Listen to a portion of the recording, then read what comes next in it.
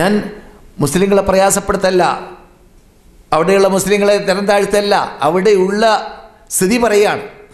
നമ്മുടെ നാട്ടിലുള്ള പ്രശസ്തനായ അറിയപ്പെട്ട ഒരു പ്രാസംഗികൻ, നിങ്ങൾക്കൊക്കെ പരിചയമുള്ള, എന്നോട് ചോദിച്ചു ഒരു പ്രാവശ്യം വന്നപ്പോൾ, പലപ്പോഴും കേട്ടാണ് നിങ്ങൾ, സഅദ് ഇബ്നു അബീ വഖാസിൻ്റെ ഖബർ എവിടെയാണ് മൗലവി എന്ന് ചോദിച്ചു. ഞാൻ പറഞ്ഞു അത് ബഖീലാണെന്ന് പറഞ്ഞു.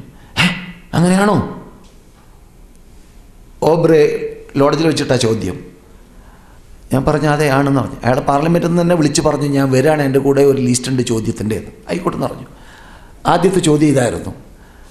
അപ്പോൾ അദ്ദേഹം പറഞ്ഞു ഞാൻ ഇന്ത്യ ഗവൺമെൻറ് പ്രതിനിധിയായിട്ട് സിറിയയിലേക്ക് പോയ സന്ദർഭത്തിൽ അവിടെ സഅദ് ഇബ്നു അബീ വഖാസ് എന്ന് പറഞ്ഞു മഹാ ബോർഡ് കണ്ടു, അവിടെ ഒരു ഡോം കണ്ടു, അവിടെ ഒരു ഖബർ കണ്ടു.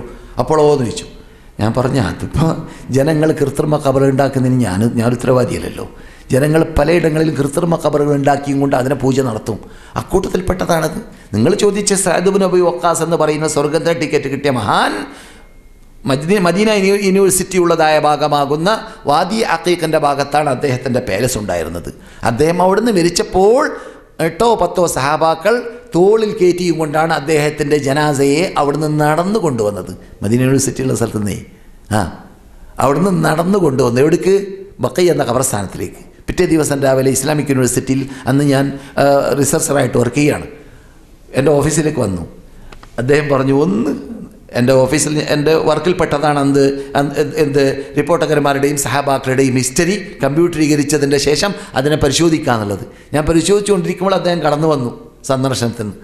പറഞ്ഞു നിങ്ങൾ ഇന്നലെ പറഞ്ഞ ആ വ്യക്തിയുടെ ഹിസ്റ്ററി കാണിച്ചു തരണം. ഞാൻ പെട്ടെന്ന് വട്ടം ഞെക്കി സഅദ് ഇബ്നു അബീ വഖാസ് വന്നു. മൗലവി അദ്ദേഹം മരിച്ച സ്ഥലം. അപ്പോൾ പെട്ടെന്ന് രണ്ടാമത്തെ വട്ടം ഞെക്കിപ്പോൾ മരിച്ച സ്ഥലം ബഖീയിലാണ്. ബഖീ എന്ന സ്ഥലത്ത് കബറടക്കപ്പെട്ടത് ഇത്രാം വർഷത്തിൽ അദ്ദേഹം മരിച്ചു. അദ്ദേഹം വാദി അഖീഖിൽ മരിച്ചാണ്. അൽഹംദുലില്ലാഹ്, ഇപ്പോൾ എനിക്ക് സമാധാനം എന്ന് അദ്ദേഹം പറയുകയും ചെയ്തു. പറഞ്ഞു വന്നെന്താണ്? ഇങ്ങനെയുള്ളതായ കൃത്രിമ ഖബറുകളുടെ ഒരു എന്താ പറയാ, അതാണ് ആ നാട്. ഞാൻ അവിടെ ജാമിഉൽ ഉമവി എന്ന പള്ളിയിൽ കടന്നു. മതിലിൻ്റെ മീതെ പോട്ടെ, ഇടത് ഭാഗത്ത് മെഹ്റാബ് കഴിഞ്ഞിട്ട് ഇടത് ഭാഗത്ത് തിരിഞ്ഞു നോക്കിയപ്പോൾ റഅസ് ഹുസൈൻ, പള്ളിയുടെ മധ്യത്തിലെ ഹുസൈൻ്റെ തല എന്ന് എഴുതി കണ്ടു. ഹുസൈൻ്റെ തലേ. അപ്പോൾ അതിനു മുമ്പ് ഞാൻ ഇറാഖിൽ പോയി വരാണ്. അവിടെയും കർബലയിൽ ഹുസൈൻ്റെ ഖബർ ഉണ്ട് എന്ന് പറയപ്പെട്ടുകൊണ്ട് അവിടെ പൂജ നടക്കുന്നുണ്ട് കർബലയിൽ. ആ സ്ഥലം വിട്ട് വരികയാണ് ഞാൻ. എന്നിട്ട് അസ്കലാനിൽ വേറെയും ഹുസൈൻ്റെ ഖബറുണ്ട് എന്ന് ഞാൻ കേട്ടിരുന്നു, ഞാൻ കണ്ടിട്ടില്ല. അതിനുശേഷമാണ് ഇവിടെ കാണുന്നത് സിറിയയിൽ ഹുസൈൻ്റെ തല.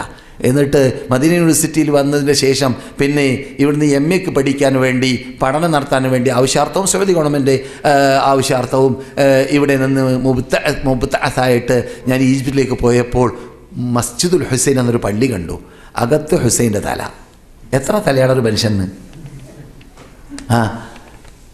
ഒരു മനുഷ്യന് ഒരു തലയിലുണ്ടാവുള്ളൂ. ഇത് കുറേ തല ഞാൻ തന്നെ. അപ്പോൾ എന്താണിത്? ഇതൊക്കെ മുസ്ലിങ്ങളെന്ന് പറയുന്നവരുടെ നാട്ടിൽ ബാത്തിനീസത്തിൻ്റെ ഉടമകൾ ഭരണം നടത്തിയ കാലഘട്ടത്തിലായിരുന്നു അങ്ങനെയുള്ള മഹാ അപകടങ്ങൾ ഇസ്ലാമിലേക്ക് കടന്നുകൂടിയത്. ബാത്തിനീസം എന്ന് പറയുന്ന ആ തത്വം പേറി നടക്കുന്നവരാണ് കൂട്ടരെ നാം ഇപ്പോൾ പറയുന്ന ഷിയാക്കൾ. അവരാണ് ആദ്യമായിട്ട് ലോകത്ത് പരസ്യമായി അലിയിനെയും ഹസനെയും ഹുസൈനെയും ഫാത്തിമയെയും വിളിച്ച് പ്രാർത്ഥിക്കാൻ, മനുഷ്യന്മാരെ വിളിച്ച് പ്രാർത്ഥിക്കാൻ പരസ്യമായി പഠിപ്പിച്ചവരവരാണ്. അവരിലൂടെയാണ് ഇറാഖികൾ പഠിച്ചത്, അവരിലൂടെയാണ് ഇറാനികൾ പഠിച്ചത്, അവരിലൂടെയാണ് ഇന്ത്യക്കാർ മുഗളന്മാർ വന്ന് ഇന്ത്യ 800 കൊല്ലം ഭരിച്ചപ്പോൾ ഇന്ത്യക്കാരും പഠിച്ചത്, അല്ലെങ്കിൽ ഇന്ത്യക്കാരിൽ നിന്നിട്ട് പഠിച്ചവർ പഠിച്ചത്. മനസ്സിലായില്ലേ? അതൊക്കെ നാം മനസ്സിലാക്കിയിരിക്കേണ്ട ഭാഗമാണ്. അതുകൊണ്ട് നാം റസൂലിനെ ബഹുമാനിക്കണം, റസൂലിനെ ആദരിക്കണം.